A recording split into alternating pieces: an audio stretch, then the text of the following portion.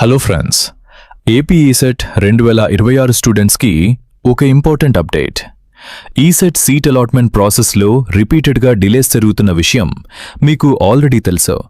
ఈ ఇష్యూపై ఇప్పుడు AP students association కూడా సీరియస్గా రియాక్ట్ అవుతుంది.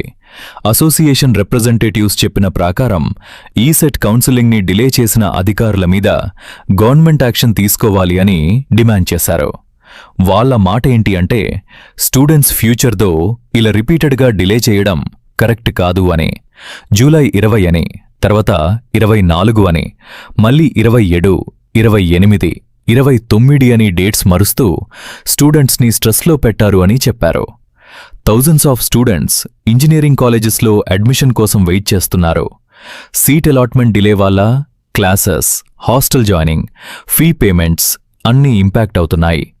ఇప్పటికైనా ఏపీ గవర్నమెంట్, ఏపీ ఎస్సీహెచ్ఈ మరియు ఏపీ సిఎఫ్ఎస్ఎస్ అధికారులు ఇమ్మీడియట్గా సీట్ అలాట్మెంట్ రిలీజ్ చేసి స్టూడెంట్స్ కన్ఫ్యూజన్కి ఫుల్ స్టాప్ పెట్టాలని అందరూ కోరుకుంటున్నారు. లేటెస్ట్ ఈసెట్ కౌన్సిలింగ్ అప్డేట్స్ కోసం మా ఛానల్ని ఫాలో అవ్వండి. ఈ వీడియోని మీ ఈసెట్ ఫ్రెండ్స్ అందరికీ షేర్ చేయండి.